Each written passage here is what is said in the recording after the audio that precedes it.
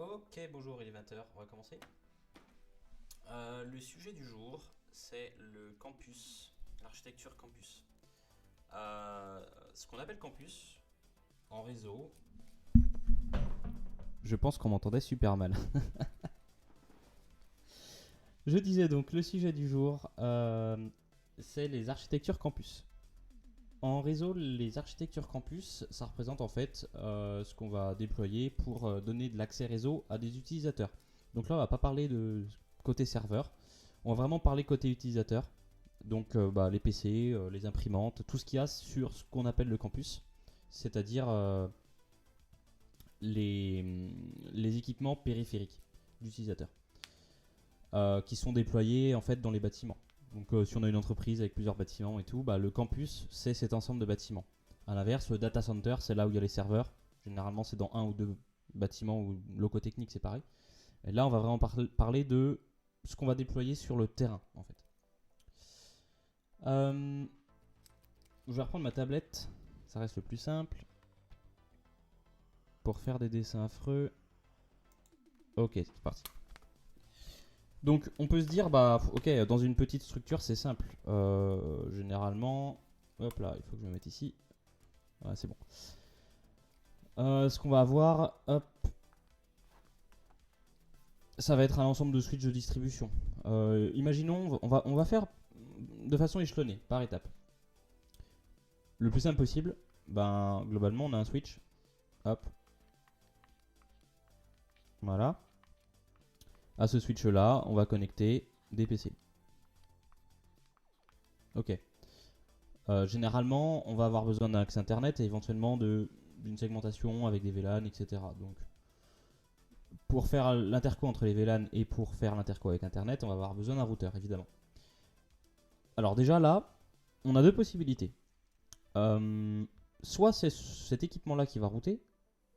On appelle ça un switch de niveau 3. Bon, je ferai non pas un cours, mais un stream peut-être sur ce que c'est qu'un switch de niveau 3, un switch de niveau 2, etc. Parce qu'il y a beaucoup de choses qui embrouillent un peu tout le monde. J'aime pas trop cette notion de switch de niveau 3 perso. Mais on a besoin d'une fonction de routage. Donc cette fonction de routage, soit elle est implémentée dans cet équipement, en gros, soit elle est implémentée dans un équipement dédié qu'on va appeler un routeur. Que je vais dessiner de cette façon-là. Et généralement, traditionnellement, ce qui se passe, c'est qu'on va connecter le routeur au switch, ici, et on va connecter le routeur à Internet. C'est exactement le cas d'une box. Alors une box, le routeur il est dans la box. La fonction de routage est implémentée par la box. Et la fonction de commutation aussi. Mais c'est l'idée. Ce routeur là, il va faire la passerelle vers Internet. Et si on a plusieurs VLAN, ou même plusieurs LAN, il va faire le lien entre les différents LAN. Donc là, si je fais un autre LAN, hop, avec un autre routeur, avec, mettons, les imprimantes. Je vais représenter ça. Ici, on a par exemple un autre LAN. Hop, et le routeur, il va faire le lien entre nos deux LAN. Si on n'a pas envie de s'embêter avec des switches dédiés pour les LAN, évidemment, on utilise ce qu'on appelle les VLAN. Et ce lien-là va contenir plusieurs réseaux. Bon, je vais pas faire un cours de réseau de base, c'est pas le but. Ça prendrait la nuit. Mais ça, c'est une architecture qu'on retrouve dans les PME ou même en Home Lab, etc. C'est le plus simple possible. Évidemment, c'est pas scalable parce que ce switch il est unique pour l'instant. On va pas. Alors, on peut monter à un switch de 48 ports, voire un peu plus si on a un châssis, mais on va se retrouver rapidement limité. Quand on a vraiment un gros réseau, ou du moins un réseau de taille moyenne avec plusieurs bâtiments, on va devoir avoir plusieurs switches. Alors là, si on a un routeur comme ça, qu'est-ce qu'on va faire Si on met notre patte, le problème, un routeur, chaque patte, elle correspond à un réseau IP séparé. Mais si on va avoir des VLAN qui sont étendus sur plusieurs réseaux, on va pas pouvoir faire ça. Alors, on pourrait éventuellement chaîner comme ça. Là, on a deux switches qui sont chaînés. On pourrait imaginer également chaîner de ce côté-là. Ok.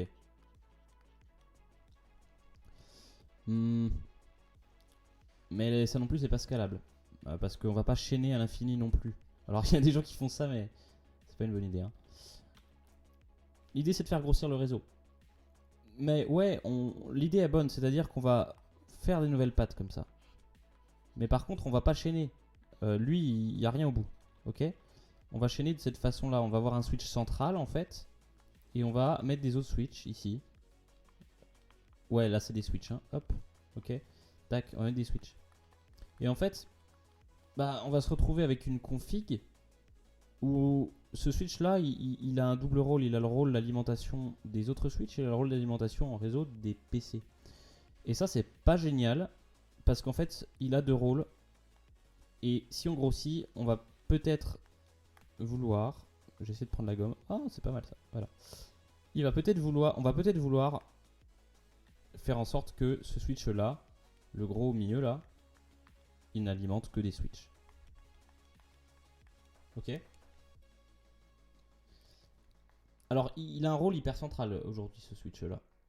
Parce que s'il meurt, il n'y a plus rien, il n'y a plus de réseau. Mais de la même manière, finalement, que si le routeur meurt, il n'y a plus de réseau. Donc, au final, ben, on perd pas énormément. Il y a deux SPOF dans notre réseau ici. Il y a ce routeur-là et ce switch-là. On va vouloir éventuellement faire grossir ça un petit peu. Alors, je vais faire une autre topologie. On va reprendre notre principe. On a Internet ici. On a notre routeur, box, on appelle ça comme on veut. Et cette fois-ci, ça serait pas mal d'avoir deux switches de distribution.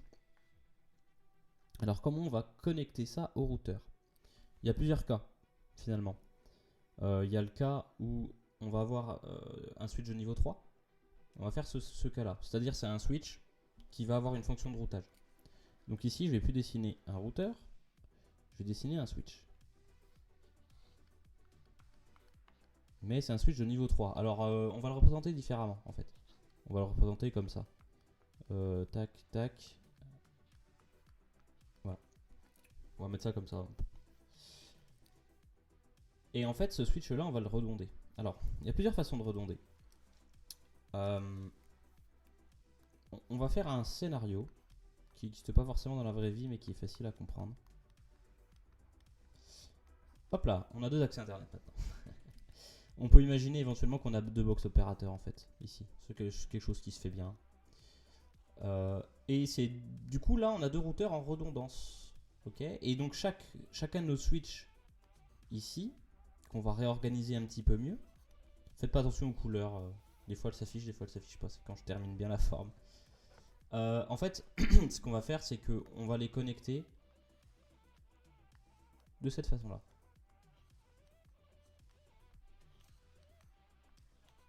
Hop là. Et comme ça, on va connecter les deux ici, mettons, avec une grosse liaison comme ça. Et là, en fait, ben, si lui meurt, il y a toujours l'autre routeur. Alors, il y a plusieurs problèmes à faire ça. Je sais pas pourquoi mon micro baisse en continu. Ouais.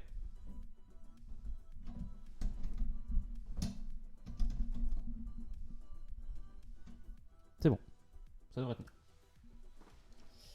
Il y a plusieurs problèmes à faire ça. C'est que déjà, c'est quoi la passerelle? Donc mettons on a un PC ici. Allez, on va prendre des données parlantes. Ce PC, il est en 192.168.1.10 sur le réseau .0/24. Et sa passerelle, c'est .1 sur ce réseau-là. Mais du coup, sa passerelle est portée par qui? Est-ce qu'elle est portée par ce routeur-là ou ce routeur-là? Ben, l'un ou l'autre. Mais on ne peut pas avoir plusieurs passerelles dans un réseau. Enfin, on peut, mais bon, en utilisant une techno un peu bizarre. Mais du coup, là, on va être obligé de faire de l'actif-passif. Donc, il y a l'un des deux routeurs qui va porter la passerelle ou les passerelles. Et le deuxième routeur, il va pas les porter. Mais par contre, si le premier meurt, le deuxième va prendre le relais. Ok. Ces technos-là, on les appelle FHRP.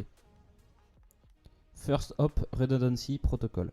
Donc protocole de redondance du premier saut. Il y a deux protocoles principaux. Bon, il y en a trois en tout, on va dire. Il y a VRRP. Et il y a HSRP. VRRP, les standards. Je pense qu'il y a une RFC là-dessus. Oui, pour moi, c'est pas un protocole I3E, c'est un protocole IETF. HSRP, c'est Cisco. Et Cisco a aussi fait GLRP, un truc comme ça. Je regarde juste mes notes parce que ça, c'est pas très utilisé en vrai. Hein.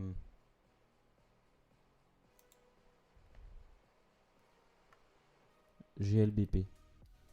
GLBP. GLBP, ça veut dire Gateway Load Balancing Protocol en fait. Et là, effectivement, on peut avoir plusieurs passerelles pour le même réseau. HSRP, ça veut dire Hot Standby Router Protocol. Et VRRP, Virtual Router Redundancy Protocol. Ok. Donc ça, c'est des protocoles qui vont nous permettre de redonder notre passerelle. Donc ça, c'est pas mal. Parce que du coup, on peut avoir un ensemble de switches avec des PC dessus à chaque fois. Et la passerelle sera redondée. On a un deuxième problème à régler. Ici, on a des boucles réseau. On voit par exemple, je vais essayer de la faire en rouge. On a une boucle que je trace comme ça. Hop là. Et ça, c'est mal ça. Alors si vous n'êtes pas à l'aise avec le réseau, sachez que les boucles sur un réseau niveau 2, donc sur globalement un VLAN, il faut absolument les éviter pour éviter les tempêtes de broadcast. Alors, on a Spanning Tree qui nous permet d'éviter ça. Je ne vais pas rentrer dans les détails. Si je fais un cours Spanning Tree, ça va prendre la nuit, encore une fois. Mais ce qu'il faut retenir, c'est que avec Ethernet, on ne fait pas de boucle. C'est interdit. On a Spanning Tree qui nous permet d'éviter les conséquences d'une boucle, mais il n'est pas souhaitable d'avoir des boucles. Si on n'a pas de Spanning Tree sur un réseau, le réseau s'effondre très très vite, en fait. Je pourrais expliquer ça dans un autre stream. Donc ici, on va effectivement utiliser Spanning Tree pour éviter cette boucle. Spanning Tree, ce qu'il va faire, c'est qu'il va couper l'un des liens. Donc en fait, on va se débrouiller pour qu'il coupe ce lien-là ou ce lien-là. Et on va même se débrouiller, finalement, pour qu'il coupe le lien qui ne va pas à la passerelle active. On va essayer d'avoir un mappage, en fait, de binder la passerelle active et le Spanning Tree. Donc comme ça, mettons le lien vert, c'est le lien actif. Et puis ça, c'est la passerelle active. Et ben, on va avoir ce lien là qui va être activé et l'autre ici va être désactivé. Et comme ça, on n'a qu'un seul chemin, il n'y a pas de boucle. C'est parfait, on va directement au plus près à notre passerelle.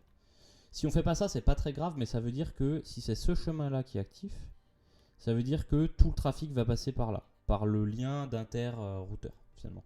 Et lui, il ne sera pas passerelle, il sera juste commutateur ici. Il va juste commuter le flux. Lui, il va le router.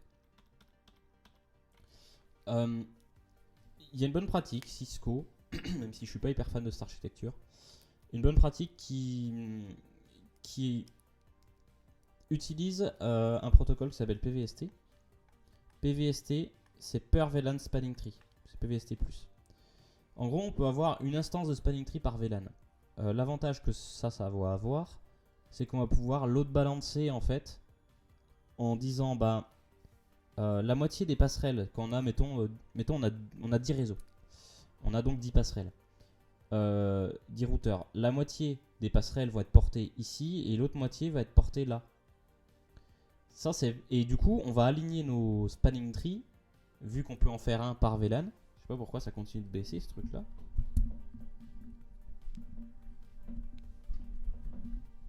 Ok.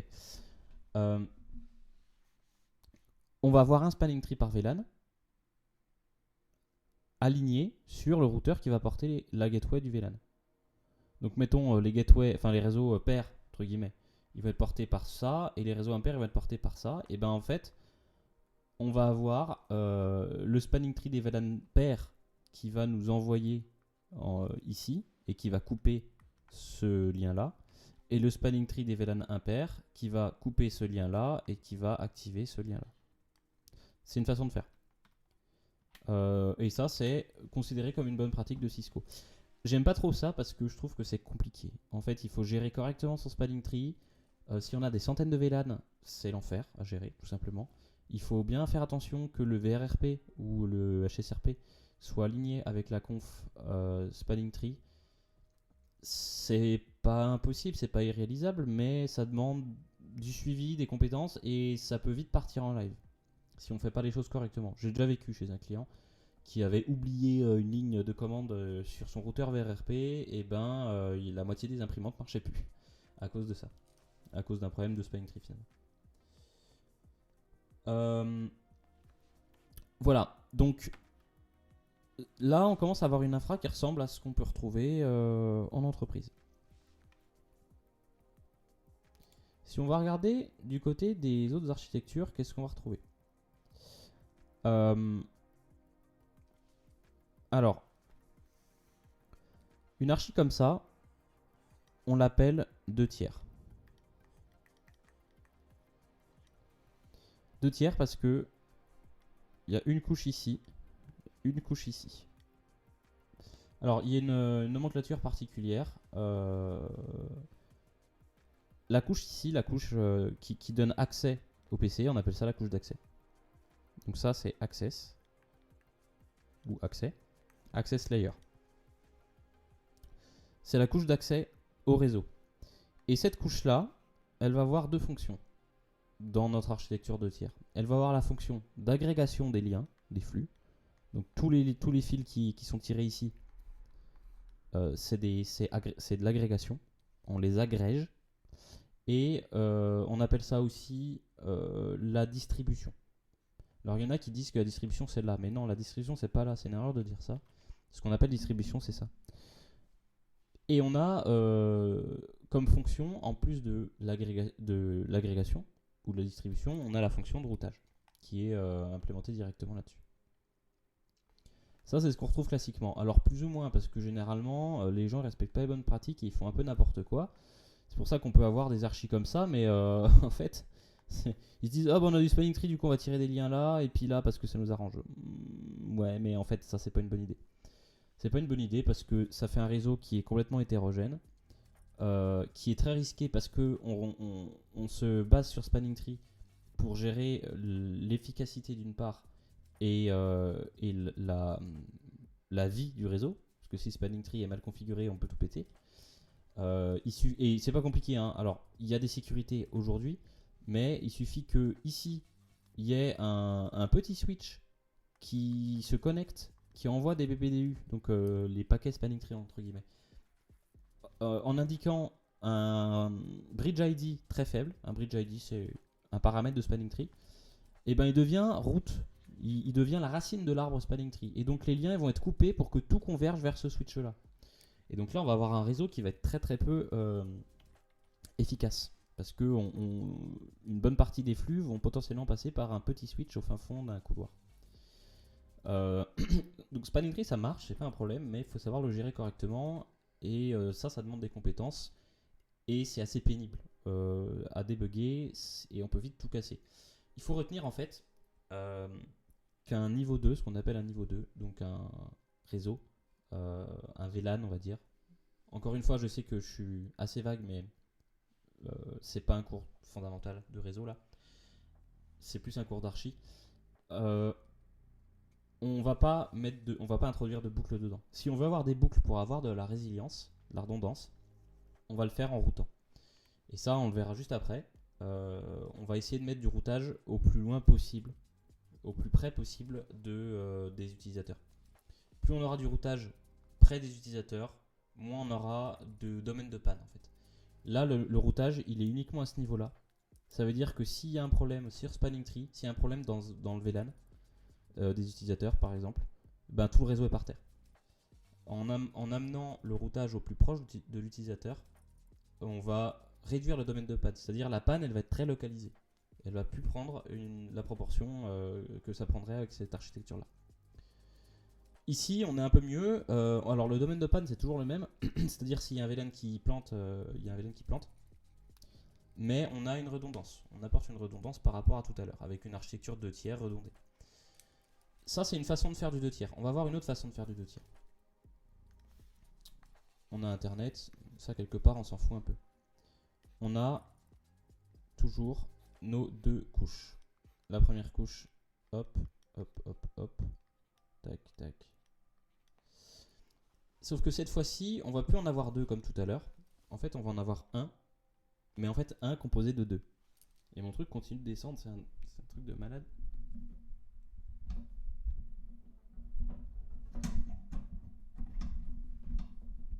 Ça devrait aller mieux comme ça. On va utiliser une techno que Cisco aime beaucoup, que j'aime pas beaucoup, qui s'appelle le stack. Le stacking, ça a été inventé par Cisco, je pense, mais c'est utilisé aujourd'hui, enfin c'est implémenté par Aruba, par plein de gens. L'idée, c'est qu'on va prendre deux switches, parfois plus, et on va les relier entre eux avec des gros câbles qui vont être capables de faire passer beaucoup de données. Et en fait, l'idée derrière ça, c'est que ce switch-là, il va se comporter comme un seul switch. Donc en fait, c'est comme si, mettons là on a 48 ports, et là on a 48 ports. C'est comme si on avait un switch de 56 ports. De 56. Pardon, de 96 ports. 96, c'est le soir.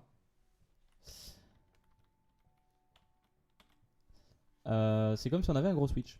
Et au niveau du management, c'est pareil, c'est-à-dire qu'on va avoir un seul switch avec une adresse IP de management. Quand on va s'y connecter, on va voir l'ensemble de nos 96 ports. Donc vraiment, on a pris le switch et on en a fait un seul. Alors ça, c'est prometteur parce que ce switch-là, en fait, tac, tac, tac, tac, tac, on va avoir quelque chose qui ressemble à ça. Et là, on va pouvoir faire un truc qu'on ne pouvait pas faire tout à l'heure, vous allez voir. On a nos switches d'accès.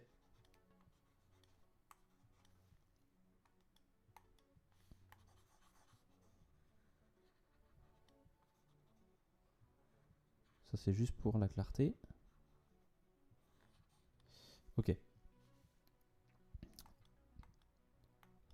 On a nos switches d'accès. On va pouvoir les brancher comme ça, comme tout à l'heure. Ok. Mais on va pouvoir faire un truc en plus, c'est qu'ici, on va pouvoir faire du LACP. LACP, c'est l'agrégation de liens, c'est-à-dire qu'on a deux liens ou plus qui peuvent se comporter comme un seul lien. C'est de la virtualisation de liens. C'est utile, mettons, je prends un exemple tout simple, on a deux switches ici. On tire deux câbles entre les deux. On dit ça c'est du LACP. Et on a 2 fois 10 Go par exemple. C'est pas 20 Go. Bon, on va pas faire un cours LACP, mais c'est pas 20 Go, c'est 2 fois 10. Un flux, il pourra prendre qu'un lien à la fois. Il pourra pas exploiter les 20 Go. C'est pour ça qu'on dit que c'est 2 fois 10 Go. On peut monter à 8 en LACP, voire 16 avec des liens passifs. Bon. Et donc ça c'est vachement bien parce que d'une part ça va permettre d'équilibrer la charge, parce que là contrairement à Spanning Tree les deux liens sont utilisables, parce qu'ils sont vus comme un seul. Mais ça c'est possible parce qu'on a un switch considéré comme unique de l'autre côté.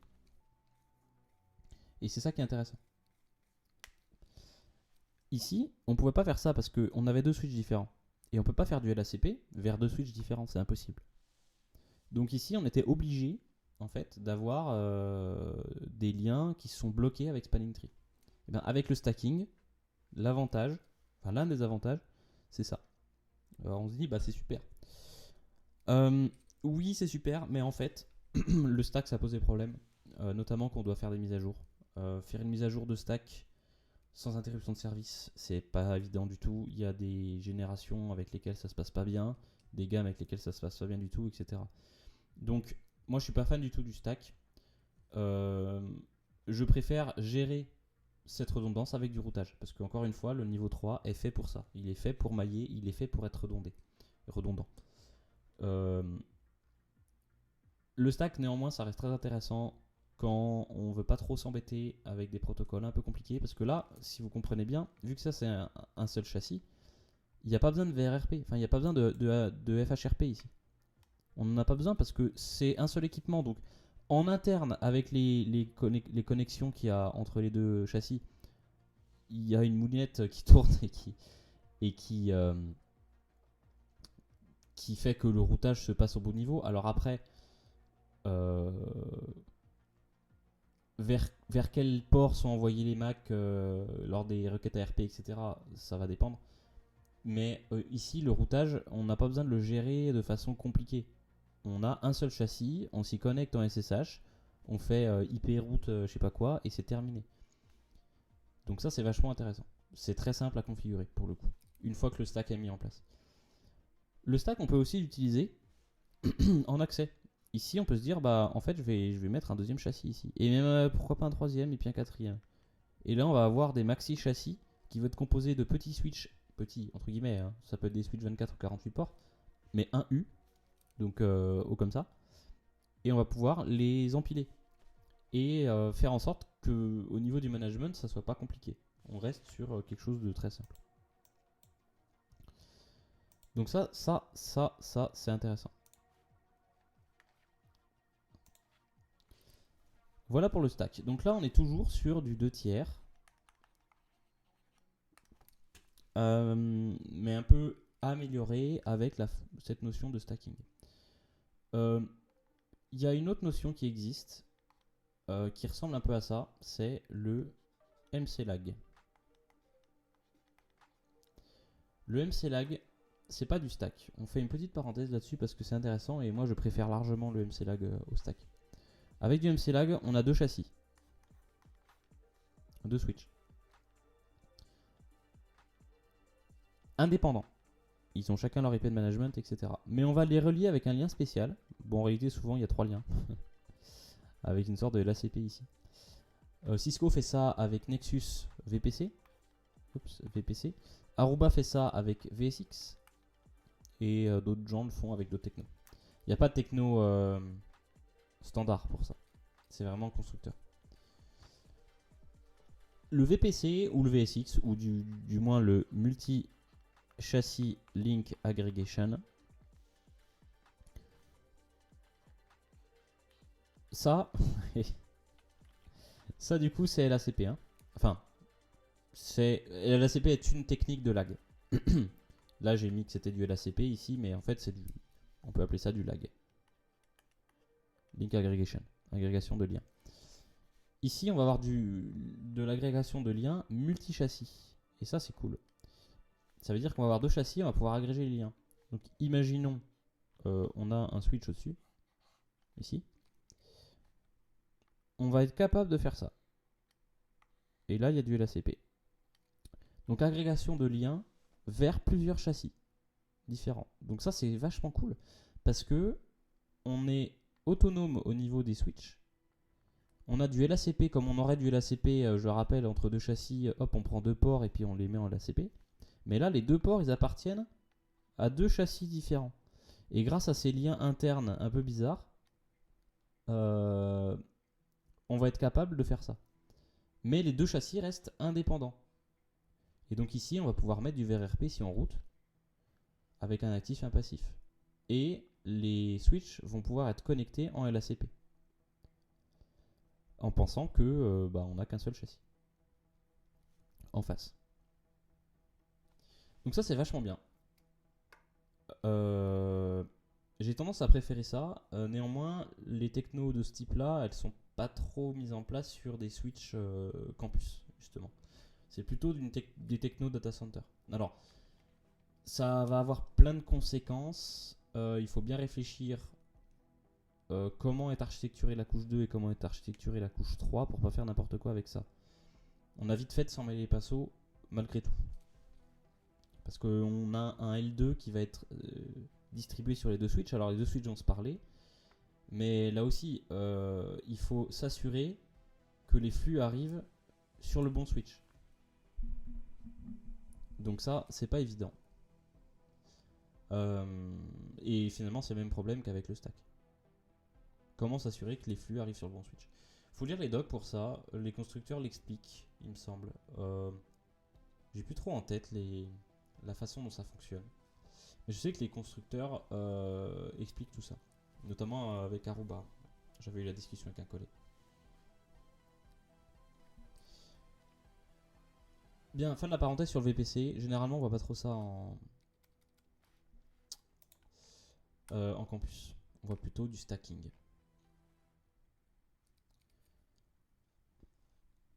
Ok. Je résume rapidement. Les infras de tiers. Ici, on a Allez, on va le dessiner comme ça, c'est plus rapide pour moi. On a nos cœurs. On a nos switches d'accès. On va en faire 3. Chaque switch est connecté à chaque cœur. Et ensuite, on a un lien entre les cœurs. Généralement, qu'on va redonder. Hein. Pouf, comme ça. Bon, c'est pas grave.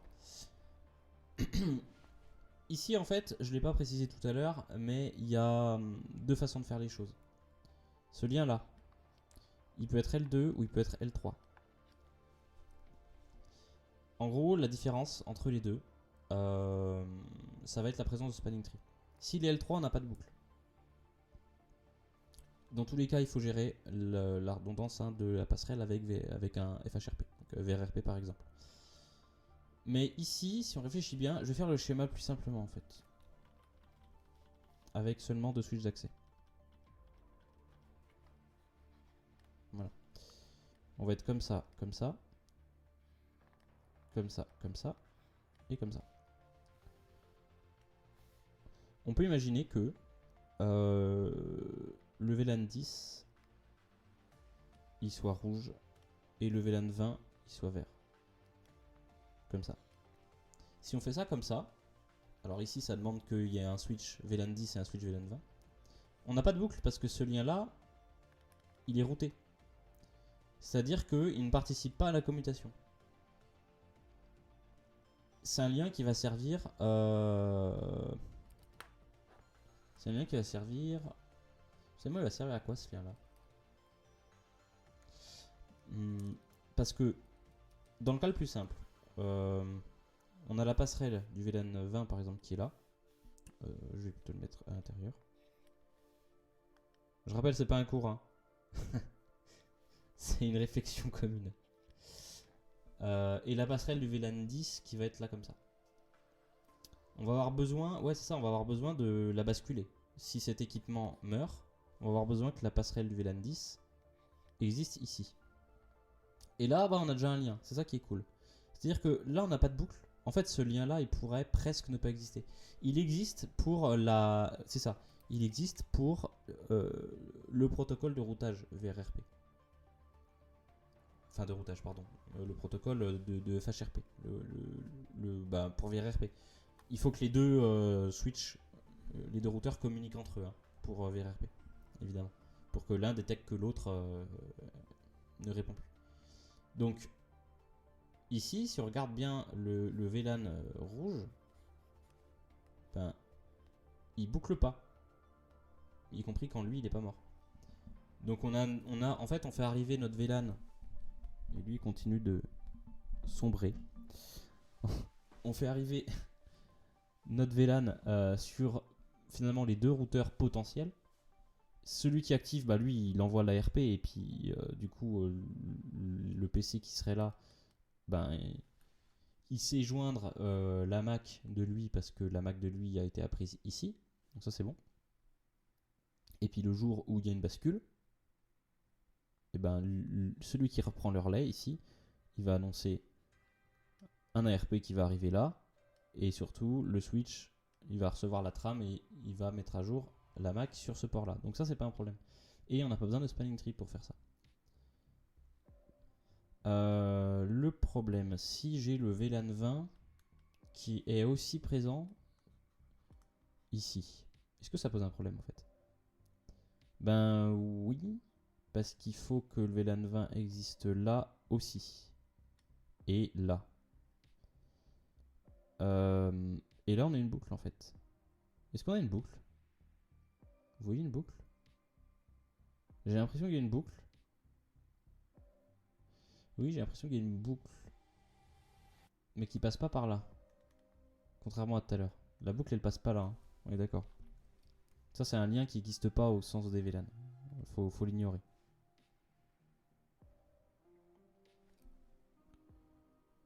Il y a un spam sur le chat.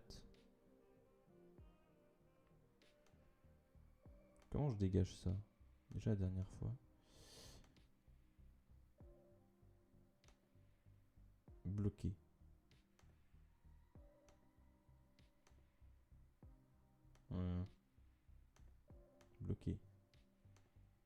je vois toujours le message? Je sais pas, je connais rien à Twitch. Ah, je peux le signaler.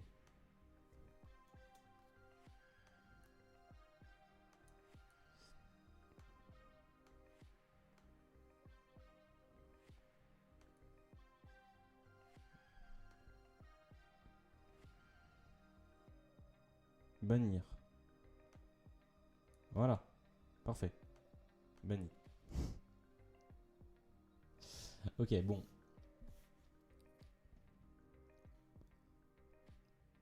Ici, on a une boucle, j'ai l'impression. Parce qu'une trame broadcast qui arriverait là, elle part sur les deux ici. Elle est renvoyée là. Elle arrive là, elle va ici. Et lui, il la commute ici. Donc oui, ça boucle.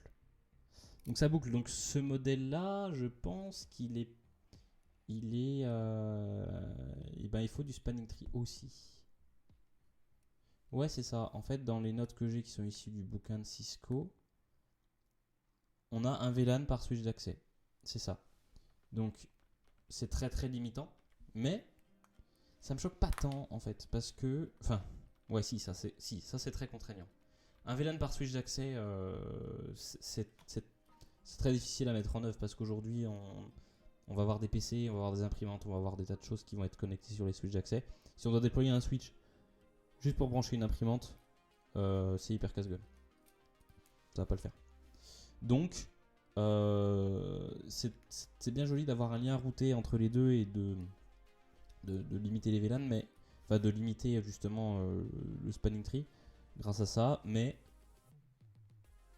on va avoir ce problème de un seul VLAN par switch d'accès. Donc du coup, la solution entre guillemets, c'est de faire ici un lien avec les deux VLAN.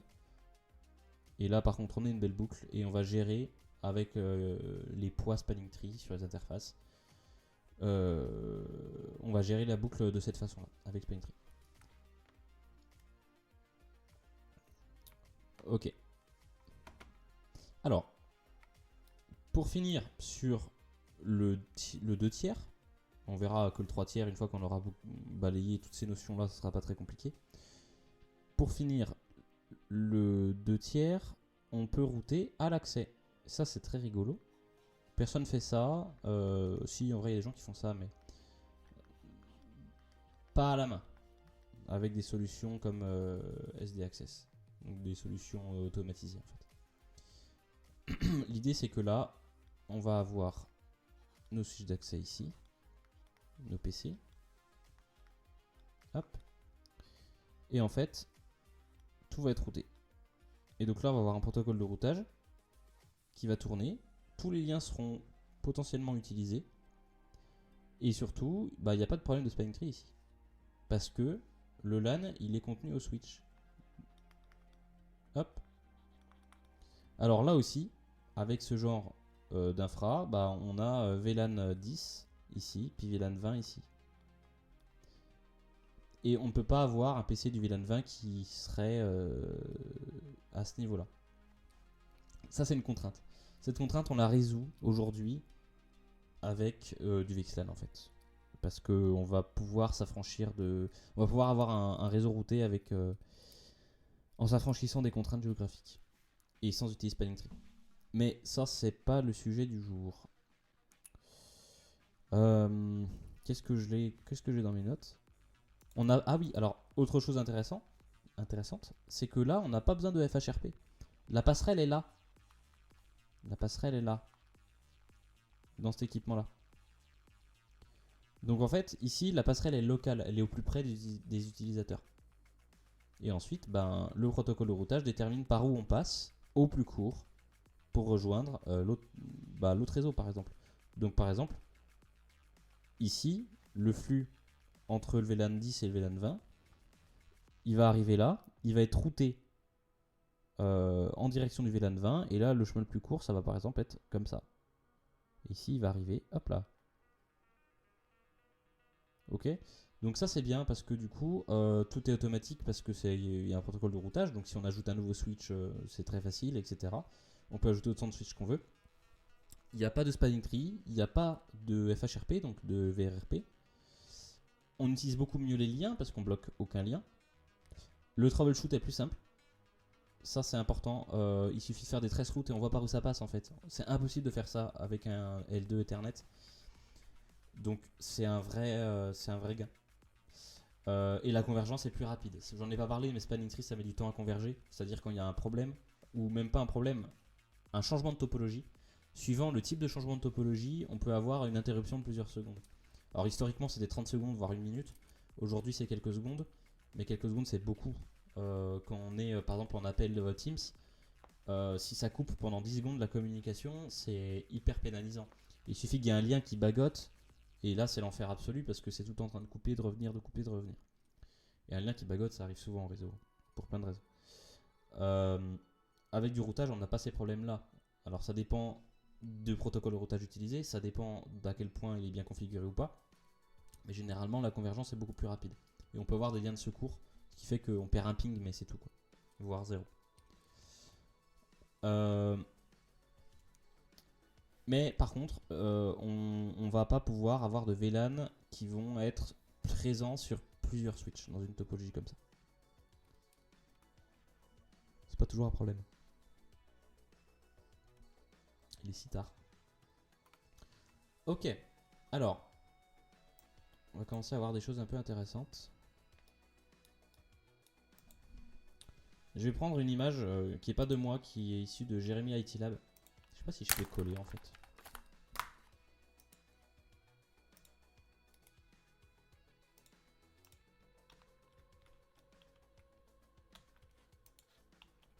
Non, j'ai pas l'impression que je puisse coller. Comment je récupérer ça moi? Si je fais ça.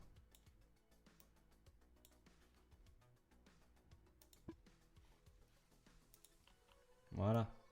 L'image est pas de moi, hein. C'est Jeremy IT Lab, qui est un très très bon youtubeur, notamment pour le CCNA et bientôt CCNP, qui résume très bien la chose. Ici, on a, mettons, 2 accès internet. Ok. Alors là, c'est encore mieux parce que chaque routeur, en fait, on a 2 routeurs et chaque routeur a un double accès internet. Donc ça, ok. Moi, par raison de simplicité, j'ai mis ce routeur-là directement dans mon switch de niveau 3 ici, mais ça change pas grand-chose. Ce switch de niveau 3, lui, il porte les gateways des VLAN, les passerelles des VLAN. Ensuite, on a la couche accès. On a la couche accès qui, elle, est simplement commutée et on a spanning tree qui va couper les liens. Et ensuite, on a nos équipements. Alors, si on veut rajouter comme ça, si on veut étendre le réseau, mettons on a un nouveau bâtiment, et ben on va brancher chaque bloc sur chaque bloc. En fait, ici on a un bloc qui s'appelle D, D1 et D2, avec du coup un HSRP entre les deux, là, et on a un autre bloc avec à nouveau D3 et D4. Du coup, 2 nouveaux routeurs qui vont gérer des passerelles d'autres VLAN. Ici, ça va être d'autres VLAN. Hein. Attention. On va pas pouvoir étendre. Les gateways restent locales, relativement. Pas local au switch d'accès, mais local du moins à la distribution. Et là, on voit qu'on est obligé de connecter chaque équipement avec chaque équipement. Et on va faire tourner un protocole de routage entre D1, D2, D3 et D4. Pour que chacun connaisse les passerelles de l'autre. Il faut que D1 et D2 partagent leur route avec D3 et D4 et inversement. Ainsi, on pourra avoir du routage entre les différents bâtiments. Le problème, c'est que ça, c'est pas trop scalable parce qu'on va rapidement avoir beaucoup de liens. Si on rajoute encore un bloc, là on voit D1, il est connecté aux 2 autres. Si je rajoute encore un bloc, c'est-à-dire que D1 il va être connecté encore aux 2 autres et qu'on va avoir des liens entre ceux-ci aussi et les autres, etc., etc. Et on va rajouter vraiment beaucoup de liens ici. On voit qu'on passe pas à l'échelle, comme on dit. Alors, j'avais éventuellement une autre vue qui peut être intéressante pour boucler le chapitre du 2 tiers. Et après, on verra le 3 tiers. C'est très rigolo. Hop. Voilà, donc là, c'est le même principe. Un autre schéma qui est issu... Je crois que c'est ici d'une présentation Cisco, ça. Je sais plus. Je sais plus où j'ai eu ça. Ici, on a notre couche d'accès, à nouveau. On voit ici, ils aiment bien, ils stack. Alors, j'en ai pas parlé, mais il y a plusieurs technos de stacking chez Cisco. On a le Stackwise, le Virtual Stackwise, et il y en a encore un historique. Oui, pardon, Stackwise Virtual, c'est ça. Ce qui nous permet de faire du LACP, j'en parlais tout à l'heure. Et ici, en fait, cette sorte de cœur de réseau, il va être connecté à la fois au routeur WAN, donc au routeur internet, etc. Enfin, ouais, là c'est les routeurs WAN. Si on a un WAN, c'est-à-dire un réseau étendu, qui n'est pas internet, mais on passe par des liaisons nationales ou continentales ou internationales pour connecter différents sites. C'est du VPN, en fait. C'est pour ça qu'ils distinguent, il y a WAN d'un côté et Internet de l'autre. Et on voit, il y a des firewalls en sortie et entrée d'Internet, pas forcément au niveau du WAN, parce que ça reste du réseau privé. On a des contrôleurs Wi-Fi, ça on s'en fout. Et en salle serveur, bah finalement, on a des switches d'accès. Alors là, ils sont stackés aussi. Typiquement en salle serveur, moi je stack pas comme je disais tout à l'heure, hein, j'utilise plutôt du multi-châssis lag aggregation, MCLAG. On a nos serveurs et éventuellement nos firewalls. Ça va être les firewalls locaux qui vont filtrer les flux des serveurs en fait. Comme ça, les serveurs, leur passerelle elle est là. Et donc tous les échanges entre les serveurs et entre le reste du monde va passer par déjà ces firewalls là avant d'aller ailleurs et éventuellement être filtré ailleurs. Après, il n'y a pas une recette magique. Chaque solution, chaque architecture doit faire l'objet, je pense, d'une étude sur mesure, d'une architecture sur mesure. Et c'est pour ça qu'on ne retrouve jamais exactement les mêmes choses. Soit parce que les choses ont évolué un peu n'importe comment, ça c'est souvent ce qu'on voit. Des gens qui n'avaient pas les compétences de faire ce qu'ils ont, de faire ce qu'ils ont fait, et du coup l'ont pas fait selon les bonnes pratiques, par méconnaissance souvent. Soit c'est juste qu'il y a des contraintes spécifiques, des particularités qui font que dans tel cas on va plutôt mettre un pare-feu ici, dans tel cas on va faire ça. L'idée c'est de connaître les briques de base et ensuite on les arrange un peu comme on veut. Alors comme on veut, dans une certaine mesure. Il faut essayer de connaître toutes ces bonnes pratiques de design pour se dire, ok, le cas devant lequel je suis, il a peut-être une réponse clé en main, parce que c'est peut-être un cas qui n'est pas si spécial que ça. Et là, il faut plutôt préférer généralement aller vers cette façon de faire. Parce qu'il y a des gens qui se sont posés des questions avant nous et qui ont trouvé des réponses. Et dans 99% des cas, elle va être meilleure que celle qu'on va pouvoir trouver. Mais il y a des cas spécifiques aussi, où on est dans des cas un peu bizarres, où on a vraiment des besoins spécifiques, où là, il faut, entre guillemets, improviser, puis se dire, ok, j'ai plein de briques, j'ai plein d'éléments, je peux faire du stack, je peux faire ceci, cela. Et c'est là qu'il faut se poser la question, quelle est la bonne façon de faire adaptée à mon besoin. On va passer au L3, au 3 tiers. L'idée c'est qu'on va rajouter une couche, tout simplement. Et donc, avant, on avait donc, allez, on va le refaire avec les routeurs de tête ici. On avait nos passerelles. Ouais, je suis de plus en plus feignant pour les schémas. Et on a nos switches d'accès qui vont être connectés comme ça, comme ça, comme ça. Et puis on a un lien ici qui peut être L2 ou L3. Et en fait, généralement, là, ça va être par contre du routé. On va être comme ça. Et on va avoir Internet comme ça. Ça, c'est une archi réseau hyper classique. 2 tiers. En passant aux 3 tiers, on va aller sur quelque chose qui ressemble à ça. Donc on a toujours Internet, on a toujours nos routeurs WAN, on va dire. Là, on va avoir des routeurs. Et en fait, on va avoir une autre couche ici. Là, on a nos passerelles. D'accord. Et ensuite, on va avoir nos switches d'accès. Donc, ils vont à nouveau être connectés aux deux. Comme ça. On va potentiellement ou pas avoir une liaison entre les deux là. Mais surtout, on va être connecté de la sorte. Hop, hop. Ok. Ça paraît très brouillon, mais... Et là, ce qui est cool, c'est que ça, c'est routé. Et ça, c'est pas routé. Encore une fois, on contraint nos niveaux 2 le plus bas possible pour que le domaine de panne soit le plus localisé possible. Et le L3, lui, il a l'avantage d'être redondant, résilient, d'être résistant aux pannes, etc. Alors on se dit, bon, ça sert à quoi de rajouter une couche comme ça? Eh bien, ça va servir le jour où on va avoir justement besoin d'ajouter un autre, un autre bloc.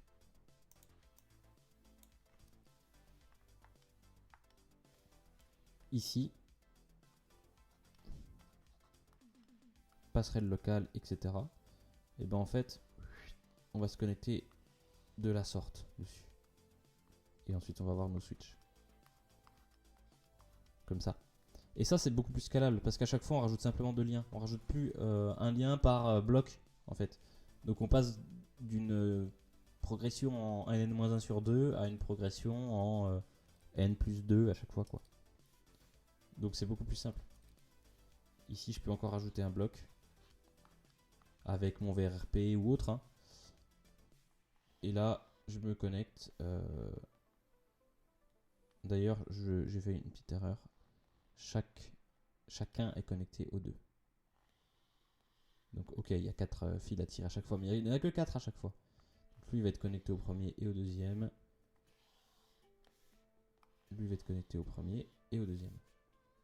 C'est très peu lisible vu comme ça, mais il y a des schémas qui demandent beaucoup mieux que ça.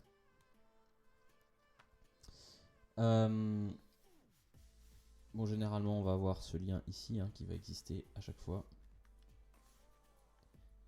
Et ensuite, du coup, eh ben, les flux, c'est simple. Un flux qui viendrait d'un PC qui est là à un PC qui est ici. Ils sont sur 2 réseaux complètement différents, mais le flux va être commuté jusqu'ici, à la passerelle. Et la passerelle connaît une route, généralement via le cœur, enfin forcément via le cœur ici, qui va faire ça en fait. Je vais faire le schéma en bleu. Ici c'est commuté. On a éventuellement un spanning tree à ce niveau-là, hein, pour vraiment la partie basse, si on ne fait pas de routage à l'accès. Ou alors on a notre technique de L3 partout, tous les liens sont L3, et donc là le routeur, eh ben, il est là. Ou alors on a notre technique de ça c'est un lien L3, et je vais pas le faire en bleu, et on a un VLAN par switch. Le chemin il va aller là, il va passer par là. Pourquoi il passe par là? Parce qu'il connaît une route. Il connaît une route. Alors ça peut être vers là ou en direct ici. Hein. Ça va dépendre de notre protocole de routage. On peut même se dire, bah tiens, lui il est sans doute local, donc peut-être que on aura une meilleure métrique ici. Mais c'est vraiment pas sûr. Et d'ailleurs, non, il y aura un saut en plus en fait. Non, il n'y aura pas forcément de saut en plus. Non. Donc, lui il connaît une route pour aller vers là. C'est via les cœurs. Encore une fois, il a 2 possibilités, il va en choisir une. Hop, là on va passer par là. Non, on va pas passer par là, je dis une bêtise. On va y aller en direct via ce tuyau là. Hop là. Et là on arrive sur la gateway locale de notre PC. Et pouf, on va commuter. Ok, donc on a une couche supplémentaire. Et cette couche en fait elle va vraiment agréger tout le monde. Cette couche on l'appelle le core. Donc on a le cœur, on appelle ça le cœur de réseau. On a la distrib ou l'agrégation et on a l'accès. Ok, ça c'est une infrastructure 3 tiers. Généralement, ça c'est du L2 et le reste c'est du L3. Donc L2 ici, L2 ici. Généralement c'est comme ça qu'on fait. On peut très bien se dire, bah non mais mon L2 moi je le fais monter jusque là, jusqu'au cœur.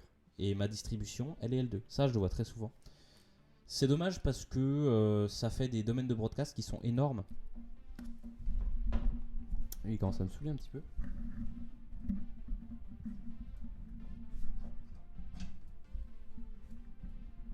Ça devrait aller mieux, j'espère.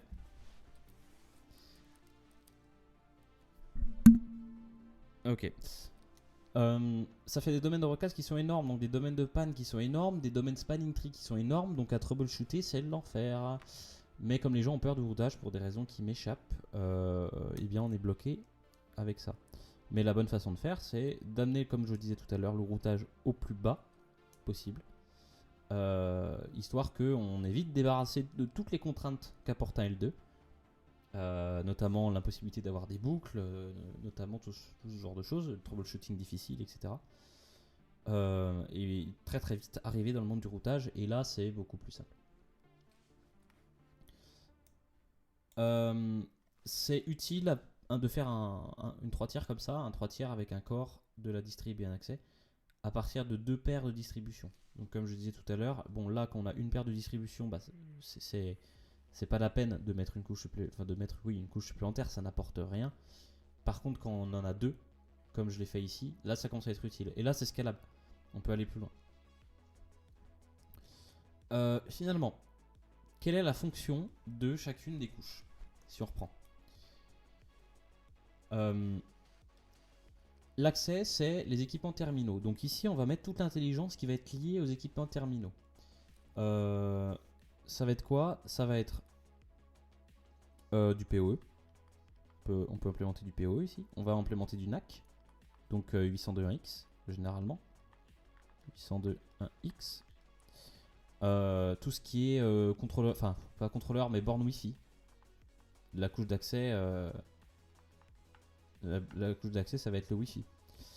Les services de sécurité. Donc je pense particulièrement, enfin, notamment au DHCP snooping, tout ce qui est port sécurité sur Windows, sous Cisco. Il y a beaucoup de choses qui vont permettre de vérifier, parce que ça c'est vraiment le point d'entrée dans le réseau. C'est-à-dire, bon, il y a une prise dans le mur.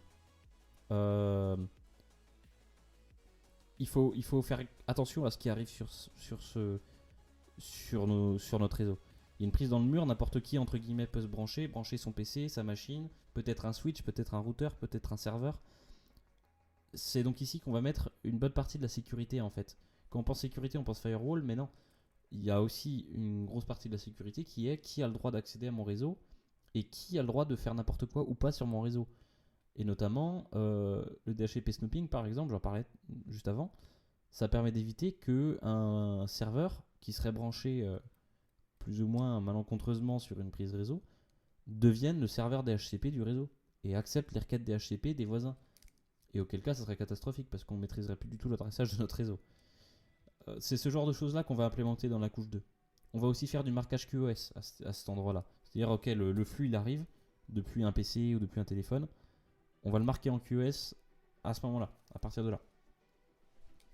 Et ça va nous permettre c'est le bon endroit en fait pour faire le marquage QoS. Parce qu'ensuite, la trame et puis le paquet sont marqués sur le réseau et vont arriver à destination. Ça, c'est pour l'accès. Maintenant, la distribution. L'accès. La distribution maintenant.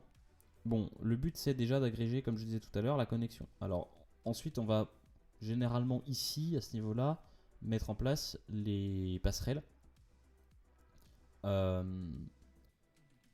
des équipements qui sont dessous. Alors, on l'a remarqué tout à l'heure, on pouvait avoir qu'un seul VLAN, un seul réseau IP en fait, par switch. Ici, on va avoir un peu la même chose. C'est qu'on va voir, on ne pourra pas avoir un réseau IP qui sera sur deux modules, on va dire, différents. Ok. Donc si on a une autre paire de distribution comme ici, le VLAN 100 qui serait le VLAN de ce PC là, il peut pas exister ici. Ça peut pas être dans le VLAN 100. Pourquoi? Parce que, d'ailleurs je vais pas parler de VLAN, je vais parler de réseau IP. Mettons on a 192.168.100.0. Et ben la passerelle de ce réseau là, elle est là. Alors elle peut se balader entre ici et ici grâce au HSRP qu'on a mis en place. Mais le HSRP il n'est pas étendu à d'autres routeurs. C'est uniquement une paire de routeurs. Donc, le problème, c'est que là, du coup, on ne peut pas avoir la passerelle vers 192.168.100.0. On ne peut pas avoir ce réseau ne peut pas exister à 2 endroits à la fois. Ok. Donc, on est obligé d'avoir un ensemble de réseaux ici et un autre ensemble de réseaux ici. Ça, c'est indispensable. Mais quand on conçoit bien un réseau, c'est pas grave parce que les équipements, enfin les VLAN n'ont pas vocation à être étendus partout sur Terre.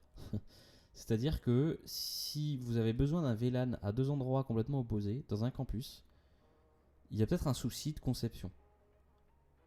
Et c'est beaucoup. Et ça veut dire que le point de routage commun à ces deux emplacements complètement opposés, il va être quelque part entre les deux, mais du coup, il y en a au moins l'un des deux qui va mettre du temps pour accéder à ce point de routage, pour y remonter. Il va peut-être passer par tout un ensemble d'équipements, par des grandes fibres optiques, etc. Et à chaque fois qu'on a du broadcast, des choses comme ça qui se baladent dans le réseau, ça va inonder tout le réseau. Donc encore une fois, un niveau 2 n'a pas une vocation à être très étendu. Et c'est pour ça que c'est pas plus mal que ce soit le plus petit possible. Comme ça ou comme ça. D'accord ? Comme ça quand on a du routage à l'accès. Et comme ça quand on a du routage au niveau de la distribution. Mais surtout pas plus. Surtout pas. Je le vois trop souvent, on a un VLAN imprimante sur toute une usine ou voire un ensemble d'usines. C'est l'enfer absolu derrière à gérer. Ça veut dire qu'on a vraiment des domaines de broadcast qui sont gigantesques. Le moindre broadcast, il est inondé partout dans le réseau, il embête tous les switches qui sont dans le coin. Alors qu'ici, un broadcast, il va être contenu entre ces deux PC là, c'est tout. Si on a que deux PC à ce niveau là. Dans ce cas là, où on a un routage qui est un cran plus haut, le broadcast il va embêter tout ce monde là. Mais il va pas embêter les cœurs. De toute façon, les cœurs, eux, ils ne voient pas passer. Ils sont au niveau 3 uniquement. Mais ça ne va pas embêter cette zone là. Et du moins, c'est mieux si ça n'embête pas cette zone là. On pourrait se dire, bah voilà, on a un ensemble de switches comme ça. Et puis on a un routeur central qui s'occupe de tout router. Mais alors là, c'est une catastrophe au niveau gestion des flux. Alors que plus on fait descendre le routage, encore une fois, plus la gateway va être proche. Et plus on va avoir quelque chose qui va être optimisé.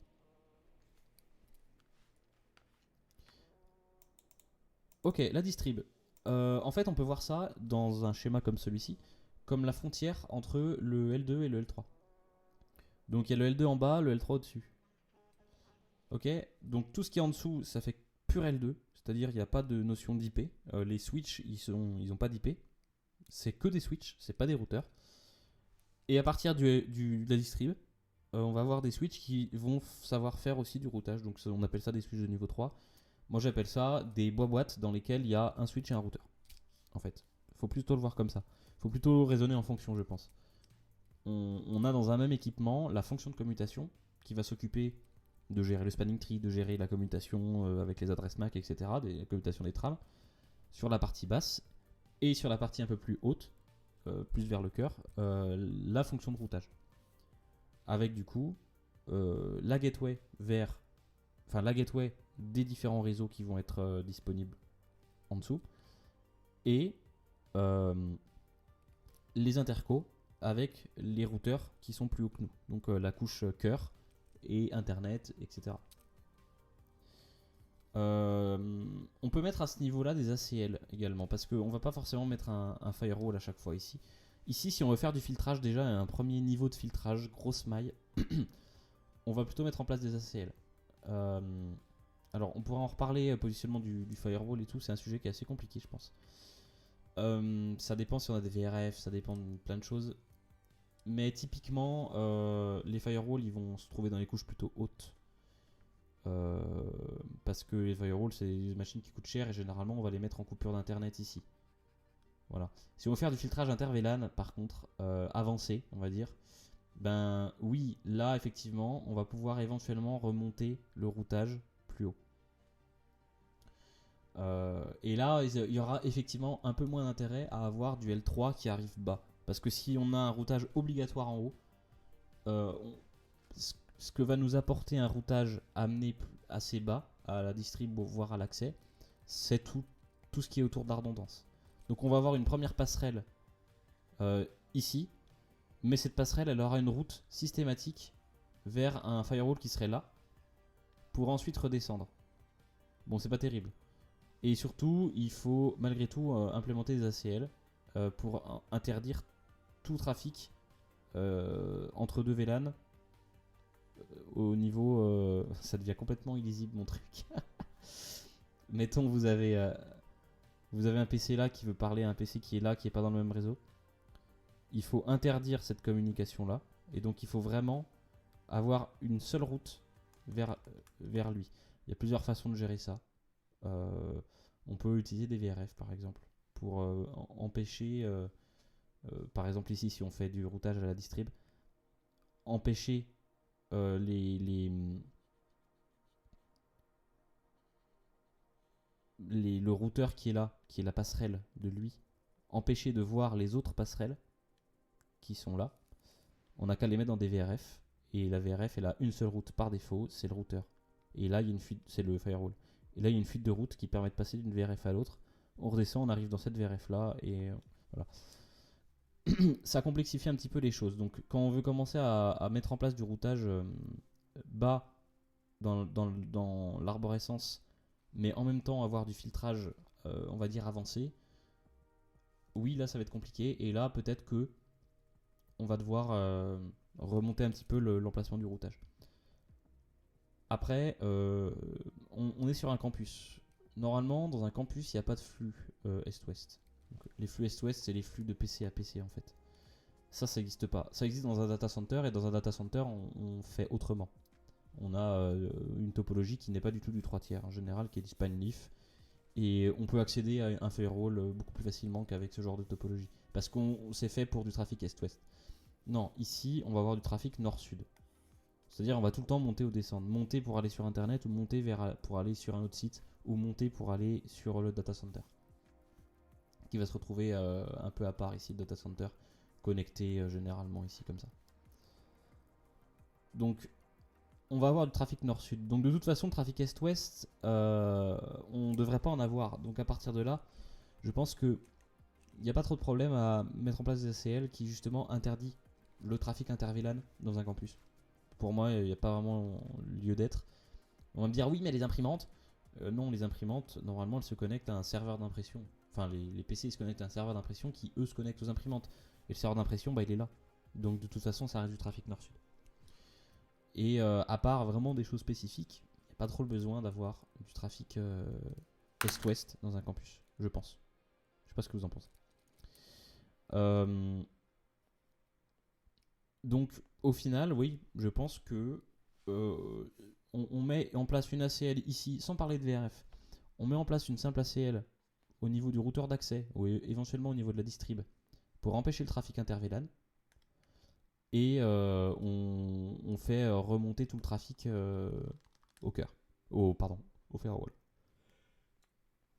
Ce qui ne nous empêche pas d'avoir du routage qui se situe assez bas, et donc des liens résilients, redondants, et des routes optimisées. Ouais, je verrais bien les choses comme ça. Voilà. Alors, on va continuer sur les fonctions de la couche distrib. Alors, oui, j'ai noté d'autres choses on n'y pense pas forcément. La translation de médias si besoin. Par exemple, on a un réseau Ethernet au niveau de l'accès, on a un réseau Token Ring un peu plus haut. Bon, c'est à ce niveau-là qu'on va faire la translation. Aujourd'hui, c'est plus vraiment d'actualité. Hein. C'est ici qu'on va faire du load balancing. Donc, on va avoir plusieurs liens entre nos switches. Alors, ouais, en fait, je sais pas trop à quoi ça fait référence, ça, du load balancing. De la redondance, oui, si on a du FHRP, mais load balancing, je sais pas.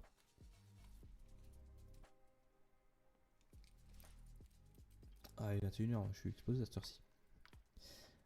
Donc, c'est typiquement l'endroit à la distribution où on va mettre du routage inter-VLAN. Alors, j'en ai pas parlé, mais on appelle ça du SVI généralement. Quand on a un switch de niveau 3, donc un équipement dans lequel on a un routeur et un switch. En fait, c'est pas la même philosophie de configuration qu'un routeur pur routeur. Le pur routeur, en fait, Je vais faire un petit schéma pour ça, ce sera plus simple. On a une boîte là. Le pur routeur, il a une interface, donc un port, avec un réseau dessus. Donc cette interface, elle porte une IP. Il y a une IP ici, comme votre PC. À la maison, votre prise réseau, elle est une IP. Une deuxième interface, un autre réseau. Une troisième interface, un autre réseau. Et le routeur, lui, il va faire le lien entre ces différentes pattes. Et c'est ça la fonction de routage, c'est de passer d'un réseau à l'autre. Mais il y a vraiment une notion de port physique ici. Un switch de niveau 3, lui, il va avoir un ensemble de ports. Mais ils vont pas porter d'IP ces ports là. L'IP elle va se balader là au milieu. Et en fait elle va se balader dans le VLAN. Et donc si ici on a un VLAN, et puis j'en ai un autre ici, et que mettons ce port là est dans ce VLAN, ce port là est dans ce VLAN, ce port là est dans ce VLAN, ce port là est dans ce VLAN, ce port là est dans ce VLAN, ce port là est dans ce VLAN. Et ben on a une IP qui va être ici, et puis une autre IP qui va être ici, à l'intérieur du switch, et accessible depuis n'importe quel port en fait. Donc ici on a du niveau 2, c'est pour ça que c'est un switch de niveau 3, c'est-à-dire que là on a le niveau 2, et à l'intérieur on a le niveau 3. Le niveau 3 n'est plus sur l'interface physique. Le niveau 3 est entre guillemets dedans, ou plus précisément dans le VLAN. C'est une IP qui se balade à l'intérieur du switch en fait, et qui est accessible depuis n'importe quel port qui est dans le VLAN en question. Voilà. On appelle ça des SVI sous Cisco. Je sais plus ce que ça veut dire. Virtual interface. Et puis ça, je sais pas. Voilà. Donc c'est des interfaces routées virtuelles. Et voilà, c'est une philosophie un petit peu différente d'un routeur. C'est réputé plus lent pour les protocoles de routage. Donc plutôt à éviter. Mais quand on est sur ce genre de topo, on s'en fout parce que c'est très local en fait. Un cœur de réseau dans une grosse structure, il faut surtout pas mettre en place des SVI. Mais sur de l'accès ou de la distrib pour des réseaux relativement petits, ça pose pas de problème.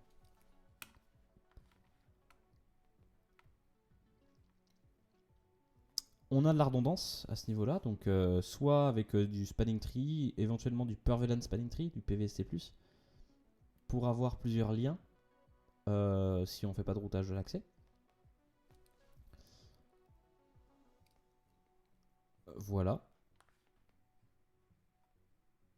Et oui, non, j'ai dit une bêtise tout à l'heure, c'est la recommandation de Cisco pour faire du 3 tiers, c'est à partir de 3 distribs. Enfin, de 3 paires de distribs. Donc 3 couches distrib. Donc là, on en a une, là, on en a 2, là, on en a 3. Si on en avait que 2, ça serait pas forcément nécessaire d'avoir un cœur. C'est ce qu'on a vu juste avant là. On avait ça. Non, j'ai dû effacer le schéma. Ça, c'était du. Voilà, si on en a 2, bon, on peut se dire ça passe encore. Non, c'était ce schéma là. Là, on en a 2. Ben, c'est gérable. Il suffit juste d'avoir les bonnes routes. Mais après, on met un protocole de routage entre toutes ces interfaces là et ça marche. D'ailleurs, on voit SVI. Hein. Ok. Mais à partir du moment où on a 3 piles de distrib, là, il faut commencer à envisager le cœur. Le cœur, lui, son objectif, c'est la vitesse. Vitesse et connectivité. En gros, c'est du transport rapide. Donc lui, il doit se poser aucune question, le cœur. Il n'y a aucun... le CPU, il doit pas être utilisé au niveau du cœur. Ça doit vraiment se passer uniquement dans les ASIC de routage. Donc le plus vite possible. Donc pas d'opération de sécurité ou de je sais pas trop quoi. Alors éventuellement des ACL, quoique. Les routes, elles devraient être redistribuées, c'est-à-dire on va pardon, pas redistribuer, résumer. On parle de summarisation. C'est-à-dire que lui, il va annoncer un certain nombre de routes au cœur, mais en fait, il va éventuellement les résumer. Alors, je vais faire un exemple très simple. Mettons, lui, il a tout ce qui est en 192, 168.0, .0/16. Mettons, lui, il gère tout ça. Donc dedans, il va avoir .1, .0/24. Il va avoir .2.0/24, etc. Ben, plutôt que d'annoncer chacune de ces petites routes-là en /24, il va annoncer sa /16 au cœur. Et le cœur, il va connaître une route résumée. Plutôt que d'avoir 250/24, il va avoir une /16. Alors je prends un exemple caricatural, mais globalement c'est comme ça que ça se passe. D'où l'intérêt de bien réfléchir son plan d'adressage pour pouvoir justement summariser. Et donc le cœur, lui, il connaît pas beaucoup de routes en fait. On pourrait se dire il connaît tout. Oui, il sait tout adresser, mais de façon plutôt, j'allais dire floue, non pas floue, mais de façon concise. Il sait que, ok, 192/68, oui c'est par là. Je sais, il n'y a pas de problème. Il s'en fout du détail en fait. Voilà, le cœur, il va essayer d'avoir plutôt peu de routes en fait, justement pour pouvoir dépoter le maximum, qu'il soit pas en train de rechercher la bonne route avec des millions d'entrées chaque fois. Donc voilà, l'idée c'est on applique à QoS mais on la marque pas, on route le plus vite possible. Donc là ça doit dépoter. Alors surtout pas, parce que ça je le vois des fois, hein, on va pas mettre de PC là, hein, ou de serveur. Non, pas là, surtout pas. Typiquement. Et voilà, c'est exactement ce qu'il faut pas faire. Parce que le L3, lui, il route vite. Et il fait rien d'autre que router. Pas de CPU. Donc quand je parle de CPU, c'est quand l'équipement réseau, il doit faire un traitement supplémentaire pour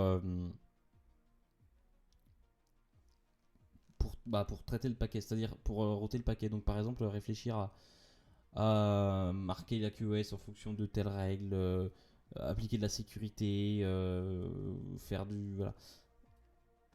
Le but, c'est vraiment... Tout ça, normalement, c'est fait dans les couches, plutôt accès. Les sujets accès, ils ont rien à faire, eux. Hein. Ils ont 24 PC qui sont connectés, c'est tranquille, donc ils ont le temps de faire ça. Le cœur, lui, il route tous les flux à destination du data center, à destination éventuellement des autres couches de distrib et à destination d'Internet. Donc il y a énormément de trafic qui passe par le cœur. Il y a tout qui passe par le cœur. Et quasiment tout. Et donc il faut que ce soit hyper efficace. L'accès, lui, il a le temps d'appliquer le NAC, etc. Mettons le cœur, c'est pas à lui de se poser la question si le PC il est autorisé ou pas à aller sur le réseau. C'est pas au cœur d'aller demander au serveur Radius, tiens, tu peux vérifier cette adresse MAC ou ce certificat, machin. Ah oui, c'est bon. Non, surtout pas. Ça, c'est vraiment le rôle de l'accès. C'est la porte d'entrée sur le réseau, on s'occupe de faire la sécurité et tout. Le cœur, lui, il dépote, on est sur l'autoroute. On va dire ça, c'est le péage, et puis ça, c'est l'autoroute. Voilà. Vous avez compris, je pense. Hein. Ok, donc il faut aussi garder un cœur plutôt petit. On va pas avoir un cœur avec des tas de routeurs dans tous les sens. Ici, on a 2 routeurs pour la redondance. Comme ça, on a des routes qui sont redondantes vers un peu vers tous les endroits. Toutes les paires de distribution. Il faut pas que le cœur soit trop gros. Si le cœur est trop gros, c'est qu'on a peut-être un problème d'architecture. Après, ça dépend. Là, on est sur une infra campus. On va ensuite, si vraiment on grossit, on va potentiellement avoir plusieurs infracampus. Et ces infracampus, on va les interconnecter. Mais on peut pas parler du cœur local. Tous les cœurs feront effectivement partie ce qu'on appellerait d'un ICE, d'un système autonome, c'est-à-dire d'un ensemble de routeurs connectés les uns aux autres et se partageant des routes. Mais là, on prend vraiment du recul, on grossit. Là, on reste sur une infracampus. Et donc, sur une infracampus, on veut pas que le cœur soit trop gros. Ici, 2, c'est largement suffisant.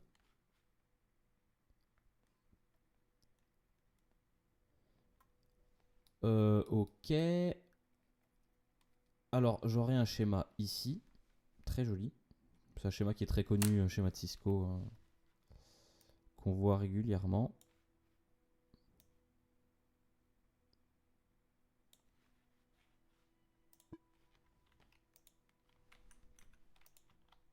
Voilà. Donc ici, on a notre cœur.